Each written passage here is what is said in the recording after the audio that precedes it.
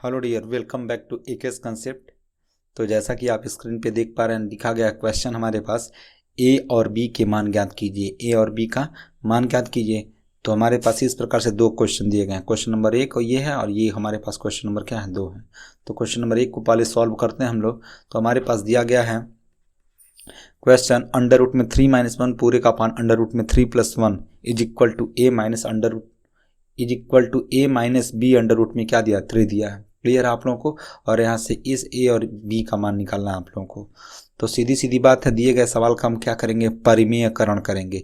और परिमेयकरण करते समय हम क्या देखते हैं, बस हर को देखते हैं। अगर हर में 2 फंक्शन चलना है और एक प्लस का है तो परिमेयकरण करते समय उसका क्या कर देते हैं, माइनस। लुक लाइक कि अंडर रूट में क्या हो गया, 3-1 पूरे का अपान क्या दिया, अंडर रूट में 3 प्लस क्या दिया, 1 दिया है। आई होप यहाँ तक क्लियर हो गया होगा आप लोगों को। इस केसेस में हमारे पास यहाँ पर क्या कर लेंगे, अंडर रूट में 3 और यहाँ पर चल रहा था प्लस, तो हम साइन लगा देंगे माइनस का। तो अंडर रूट में 3 माइनस क्या हो गया, 1 हो गया।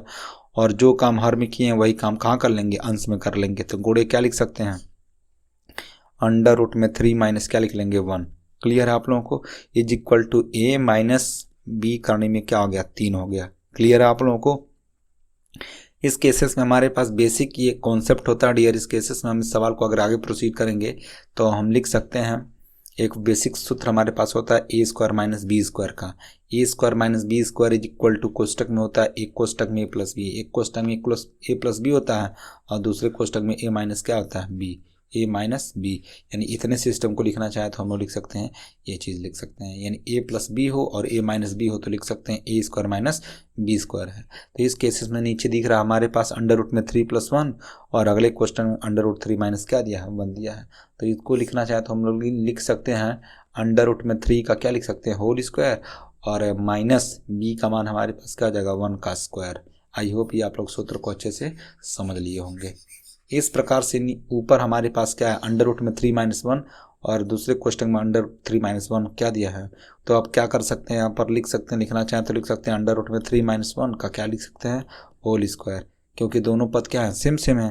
तो ये हो जाएगा ए माइनस बी और अंडर रूट में क्या हो गया, 3 हो गया। क्लियर है आप लोगों को। इस केसेस में इस मान को आगे प्रोसीड करेंगे डियर, तो ये हो जाएगा ए माइनस बी का होल स्क्वायर।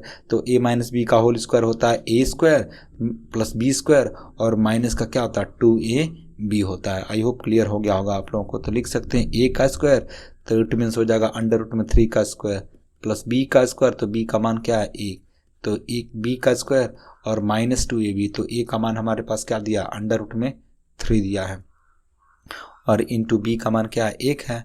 और पूरे का अपान लिखेंगे डियर, तो ये हो जाएगा हमारे पास 3 हो जाएगा, क्योंकि स्क्वायर से अंडर रूट स्प्लिट हो जाएगा।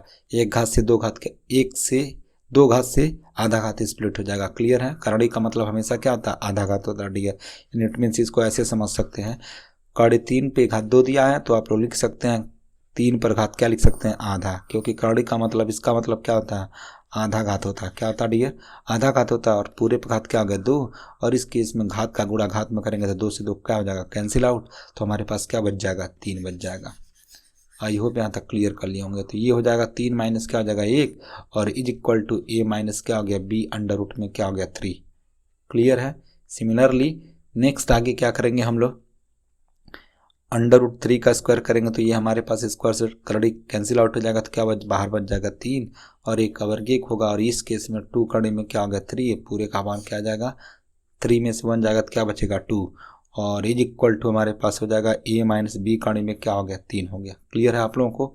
नेक्स्ट आगे अगर प्रोसीड करेंगे इस बात को तो हमारे पास हो जाएगा, ये पूर्णांक, ये भी पूर्णांक है, 3 क्या हो जाएगा, 4, 4 प्लस 2 कड़ी में, सॉरी फॉर दैट, ये 4 माइनस क्या हो जाएगा हमारे पास, 4 माइनस 2 कड़ी में क्या हो गया, 3 और पूरे का अपन क्या हो गया, 2 is equal to A minus B कड़ी में क्या हो गया, 3 हो गया। क्लियर है आप लोगों को। इस केसेस में इस सवाल को आगे प्रोसीड करने के लिए हम क्या कर सकते हैं, हम ऊपर से 2 कॉमन कर सकते हैं। 2 कॉमन करेंगे तो ये हो जाएगा 2 2 4 माइनस 2 से 2 कैंसिल आउट हो जाएगा तो क्या जाएगा, √3। इट मीन्स डियर 4 में हम क्या करेंगे, कॉमन का मतलब होता है भाग देना, तो 2 से भाग देंगे, 2 दूनी क्या हो गया, ये 4 हो गया। और सिमिलरली 2 कड़ी 3 में हम 2 का भाग लगाएंगे तो 2 से 2 कट जाएगा, क्या बच जाएगा, कड़ी 3। क्लियर है आप लोगों को। पूरे का अपान 2 इज इक्वल टू हो जाएगा ए माइनस क्या जाएगा, बी कड़ी में 3। क्लियर है आप लोगों को। इस केसेस में 2 से 2 क्या हो गया, स्प्लिट हो गया। क्लियर है। और यहाँ पर लिखना चाहेंगे तो ये हो जाएगा 2 माइनस कड़ी में 3। क्लियर है आप लोगों को। और ये हो जाएगा a माइनस क्या हो गया यहाँ पर a माइनस b और कड़ी में क्या हो गया 3 हो गया। क्लियर है डियर। अब इस केसेस में क्या करना आप लोगों को LHS और RHS का तुलना कर देना है। इस LHS का और RHS से क्या कर दो तुलना कर दो आप लोग। तो यहाँ पर लिखा है 2 और यहाँ पर क्या है कड़ी 3, यहाँ पर कड़ी 3 है तो इस केसेस में इसका गुणांक क्या मान सकते हैं 1। तो दोनों का जब तुलना करेंगे LHS का RHS से तुलना करेंगे यानी कड़ी में 3 यहाँ पर है कड़ी में 3 यहाँ पर है, यहाँ पर माइनस है यहाँ पर भी क्या डियर माइनस है। तो इसका मतलब कॉमन सी बात है जो b का मान होगा क्या निकल जाएगा 1। b बराबर क्या आ गया 1 एंड a बराबर क्या हो गया 2। आई होप ये पूरा न्यूमेरिकल अच्छे से आप लोग समझ गए। सिमिलरली इसी प्रकार से आप लोग क्या कर सकते हैं, ये जो दूसरा सवाल दिया आप लोगों का ये वाला क्वेश्चन आप लोग खुद में खुद कर सकते हैं सवाल को। क्लियर है।